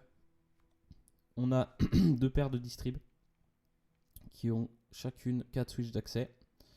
Et on va se connecter. Donc le cœur, il va interconnecter la distrib, ça c'est ce qu'on vient de voir. Uniquement cette partie-là, c'est ce qu'on vient de voir. Mais il va aussi interconnecter le WAN, donc l'interco vers d'autres sites. Le data center, ici on voit, on a à nouveau une sorte de paire de distrib. Alors, je sais pas trop ce que c'est, je sais pas trop pourquoi ils ont mis ça. Mais on a une sorte de distrib avec un ensemble de top of rack ici et des serveurs. Généralement, on va pas avoir vraiment Starchi en data center. Ah, si, quoique. Si, je pense qu'ils l'ont respecté. On a ce qu'on appelle. Ah oui, en fait, c'est ça c'est la border leaf. Ouais, ok. En gros, ça, on pourrait le placer à côté ici et on aurait une infra symétrique. C'est juste que ça, c'est les leaves d'interco vers le cœur. Mais c'est pas un stream sur le spine leaf, donc on n'en parlera pas. On a internet, et donc là, on a une paire de distrib à nouveau, avec ici des firewalls et des routeurs d'accès opérateurs. Et ici, alors ils mettent Network Service, en vrai, ça c'est pour faire de la pub pour les différents produits Cisco. Tout ça, c'est des produits Cisco qui sont normalement implémentés dans le data center, donc on va oublier ce truc-là. Mais globalement, c'est ça, et donc là, tous les flux, entre un PC et un serveur, par exemple, ils vont arriver sur le switch d'accès. Ils vont être routés au niveau de la SVI de la distrib ici, routés sur le cœur, routés sur le data center. Alors généralement dans le data center, le routage il se fait jusqu'ici, quand on est en spanleaf. Et bim, voire jusque dans l'hyperviseur. Mais voilà. Et ensuite ça va revenir. Donc ici, le cœur, on voit, il agrège absolument tout le monde. Mais il est redondant, bien sûr. Et on voit, si on perd ce cœur-là, faudrait gommer les liens là et on a toujours nos routes. On peut toujours joindre le reste. Voilà globalement pour les infrastructures campus. Alors j'ai parlé de beaucoup de choses, c'est très vilain. Mais globalement souvent on a ce genre de trucs moches. Moi je préconise au maximum de respecter les standards d'architecture. C'est ça qui va garantir le diagnostic facile. Parce qu'on va avoir de la doc, on va avoir des bonnes façons de faire, etc. C'est ça qui garantit aussi l'efficacité du réseau. Parce qu'avec un machin comme ça où il y a des trucs croisés, on se dit ah bah tiens, il y a une fibre dispo, je vais brancher mes switches comme ça. Ouais, mais en fait, il y a une chance sur deux pour que ce switch là il devienne road bridge et qu'en fait les flux ils passent par lui. Donc là, on est tout sauf optimisé. Et en fait, en voulant trop bien faire, finalement, on fait n'importe quoi. Donc, allons sur les choses qui sont approuvées et éprouvées. C'est le cas des infras de tiers comme celle-ci. Voilà, on a soit du stack, j'aime pas trop, soit du VRRP entre pour faire les passerelles locales sur un petit réseau tout simple. Chaque switch d'accès est connecté à chaque aux deux châssis. On a du spanning tree pour gérer la boucle, enfin les boucles. Spanning tree éventuellement PVST avec une redondance croisée avec les VLAN pairs d'un côté, les VLAN impairs de l'autre. Et comme ça, s'il y en a un qui meurt, il n'y a que la moitié des VLAN qui migrent et voilà, le spanning tree s'adapte. C'est une façon de faire. J'ai toujours tendance à préconiser le routage le plus bas possible, comme je disais tout à l'heure. Alors ça, c'est le stack. Ça, c'était la parenthèse VPC. Qu'est-ce que c'est que ça? Ah, ça devait être des contrôles V de tout à l'heure. J'ai pas réussi à... Méticasse. Ça, c'était la petite explication sur qu'est-ce qui se passait quand ce lien-là devenait routé ou pas. Donc quand il est pas routé, quand il est pas routé, on a une boucle. Donc la boucle, faut la gérer parce que c'est une boucle de niveau 2. Quand il est routé, ce lien-là, il sert uniquement à la communication entre les deux routeurs VRRP ou FHRP. Et il ne sert pas à faire passer le trafic utilisateur. C'est ça qu'il faut comprendre en fait. Mais du coup, ça implique qu'on va avoir des VLAN qui ne peuvent pas exister sur plusieurs switches à la fois.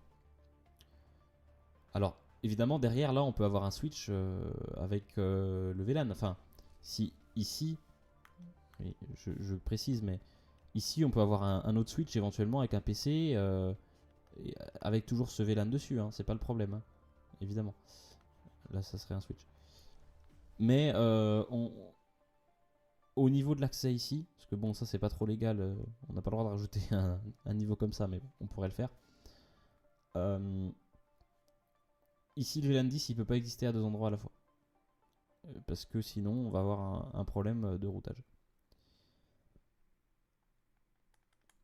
Ok. Et ensuite, bah voilà, les différentes figures qui permettent d'expliquer un petit peu le 3 tiers. Voilà.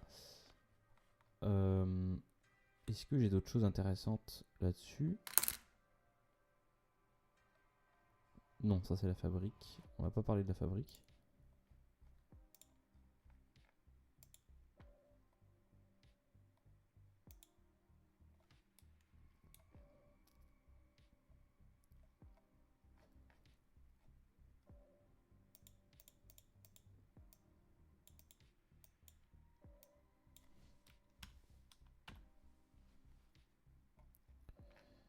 Bon, encore une fois, ces topologies-là, elles sont adaptées au trafic nord-sud et pas est-ouest.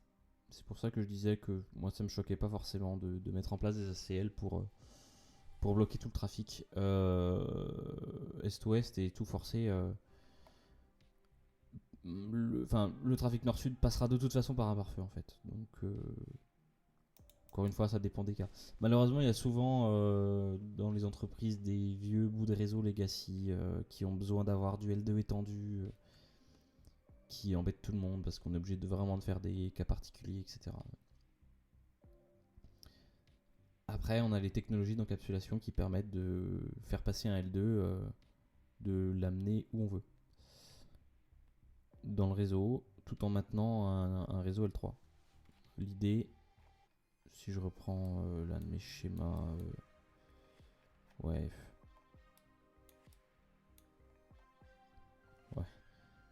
je vais refaire un parce que c'est possible. Allez, je le fais très très rapidement. Hop, mettons. Tac, ça va être routé. On va avoir notre accès ici.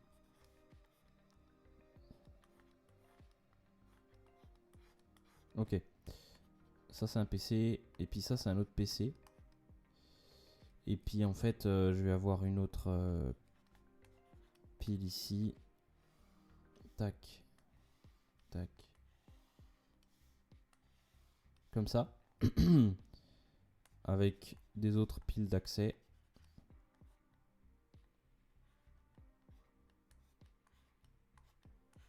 Comme ça.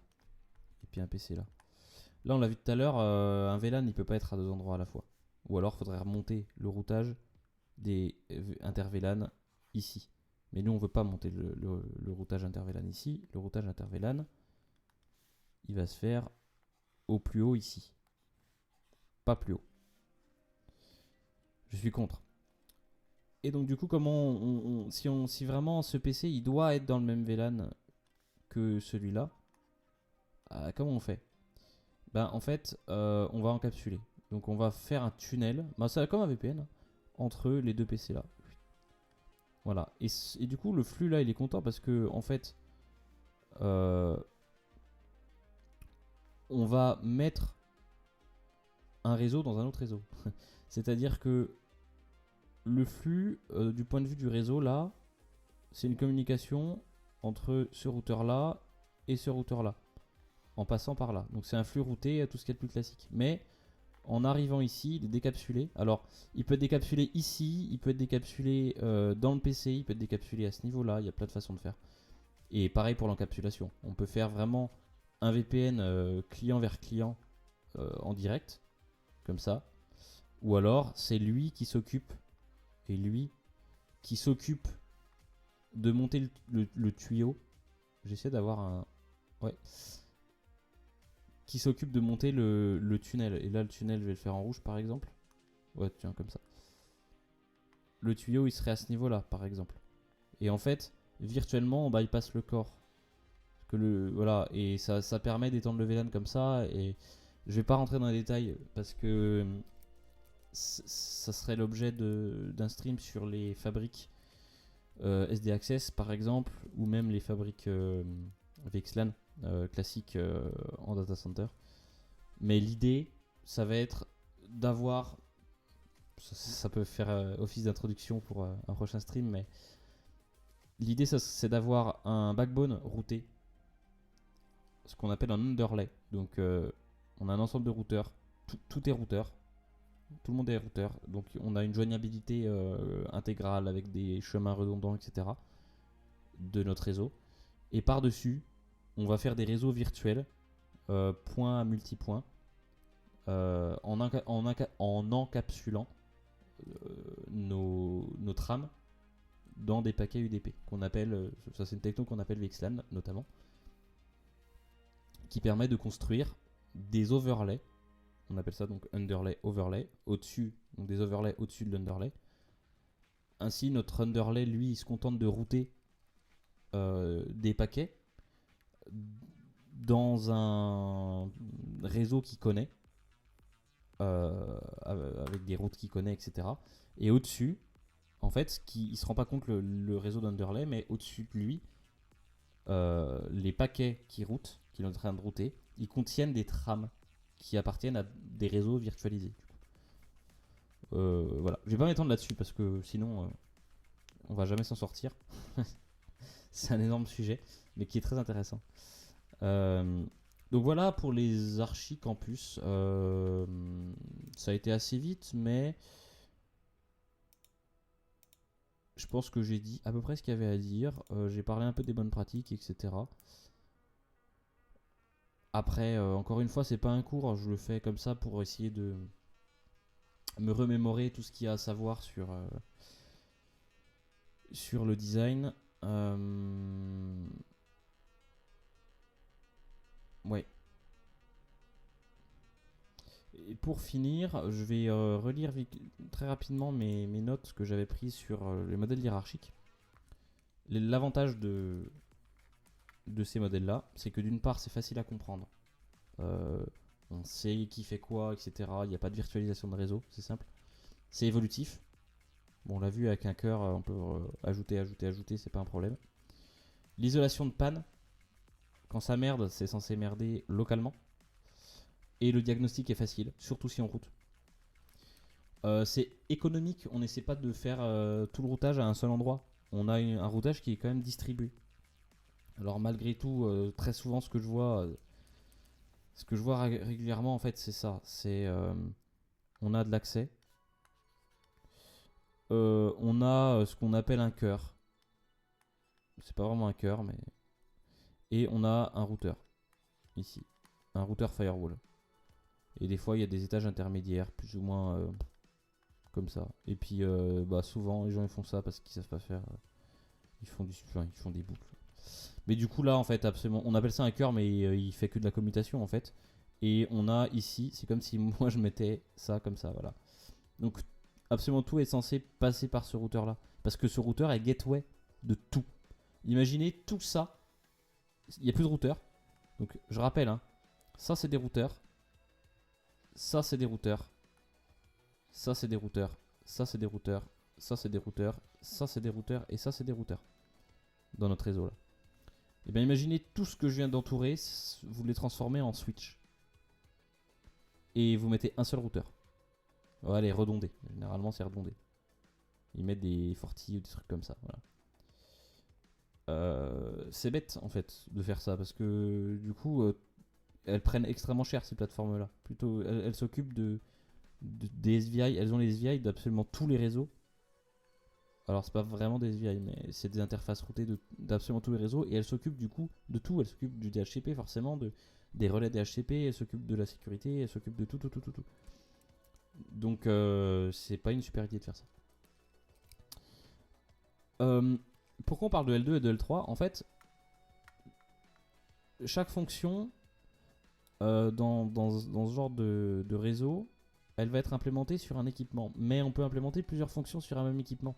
Et en fait, le 2 tiers, c'est du 3 tiers simplifié. Faut vraiment le retenir comme ça. L'archi absolu, c'est ça, en campus.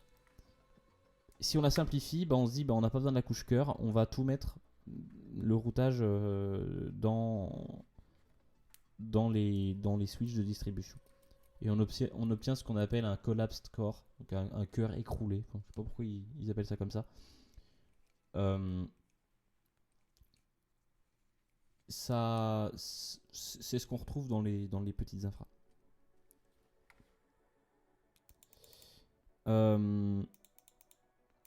Il est bien d'avoir un diamètre consistant, nombre de sauts, PC à PC égaux, PC à serveur égaux.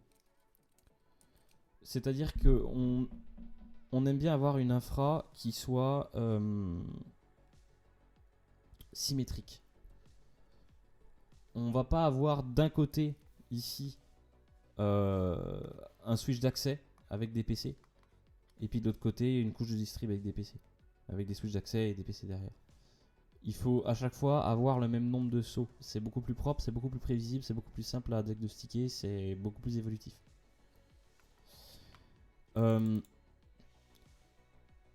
Ouais, essayer de faire des triangles pour la redondance, qu'on soit en spanning tree ou en... Bon, j'aime pas la redondance en spanning tree encore une fois, hein, mais qu'on soit en routage ou pas, ça permet de faire de l'ECMP quand on fait du routage. Donc ici par exemple on voit des triangles. Ici là il y a un triangle. Triangle. D'accord. Triangle ça veut dire quoi? Ça veut dire que le coût pour aller là est le même que le coût pour aller là. Et du coup, ben, si les deux sont redondants, et ben, on peut éventuellement dans certains cas partager les flux. Donc à chaque fois on essaie d'avoir des triangles plus que des carrés. Un carré c'est pas cool parce que c'est pas le même coût pour accéder à chaque truc là. Mais quand on est comme ça, du point de vue de lui, c'est le même coût en passant par là qu'en passant par là. Si derrière on a un PC par exemple.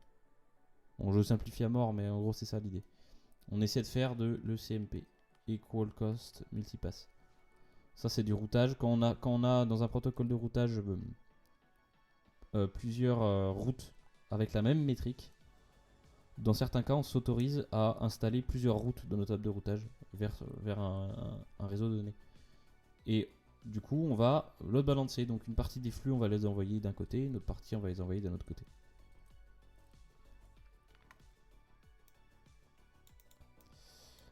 Et ça permet aussi d'éviter une reconvergence de l'IGP parce qu'on aura déjà une route installée.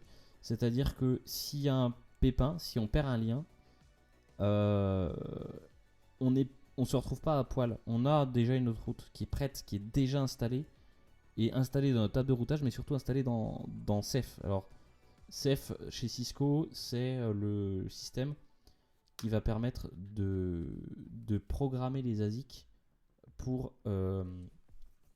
on va dire prévoir toutes les trames, enfin tous les formats de trames pour n'importe quelle destination. Donc si vous avez déjà fait du réseau, vous savez qu'il y a la table de routage, il y a la table RP et il y a tout un ensemble de tables. Ces différents éléments vont alimenter une table hardware qui va préparer des entêtes de niveau 2 pour chaque destination. Et quand on doit faire du routage récursif, ça résout la récursion et ça se dit ah ok bah la MAC finale elle doit être, enfin la MAC finale que je dois contacter pour telle destination, même s'il y a du routage récursif et tout, et ben je dois lui mettre cette entête L2 avec cette adresse MAC source, cette adresse MAC dest et de la sortir sur tel port. Ça c'est préprogrammé en fait. Le routeur il se pose pas la question à chaque fois. Alors je vais regarder ma table de routage, je vais regarder ma table RP, je vais machin. Le routeur lui il précalcule tout et comme ça le routage est extrêmement efficace, tout est déjà prévu en fait. Et donc, quand on a deux routes dans la RIB, on va avoir deux routes dans la FIB, donc justement la table Ceph en fait, la table préprogrammée. Et du coup, si on en perd une, on en a toujours une qui est dispo en dans notre table, dans notre FIB. Et ça permet d'avoir instantanément un backup quand on a de l'ECMP. Alors que si on n'a pas de CMP, bah, il faut refaire converger le protocole de routage et ça prend du temps. Alors, les VLAN, est-ce qu'ils doivent être locaux ou plutôt end-to-end, c'est-à-dire diffusés partout? Ben, moi j'ai tendance à préférer les VLAN locaux. On a une vraie démarcation L2, L3 au niveau de la distribution. On n'a pas besoin de faire des VLAN étendus entre les différents châssis de distribution. Ça permet d'avoir un routage qui ne soit pas centralisé aussi, un routage distribué. on a un temps de convergence qui est réduit. On a des... J'ai marqué traffic flow, mais voilà, des flux qui sont beaucoup plus prédictibles. Un troubleshoot plus facile. Par contre, on n'a pas la mobilité. Si on prend un PC ou une imprimante et qu'on le déplace dans un autre bâtiment, par exemple, il va falloir reconfigurer l'IP parce qu'on va perdre notre IP. Enfin, notre IP ne sera plus routable à cet endroit-là, puisque la passerelle locale ne connaîtra pas ce réseau-là. Du moins, elle ne sera pas passerelle de ce réseau. Ok, voilà un peu pour les bonnes pratiques du LAN en 2 tiers, en 3 tiers. Une autre fois, on pourra voir le spine leaf en DC, mais là, ça demande quand même un petit peu plus de background. Ok, super. Voilà, je pense qu'on a fait le tour. Je sais pas si vous avez des questions.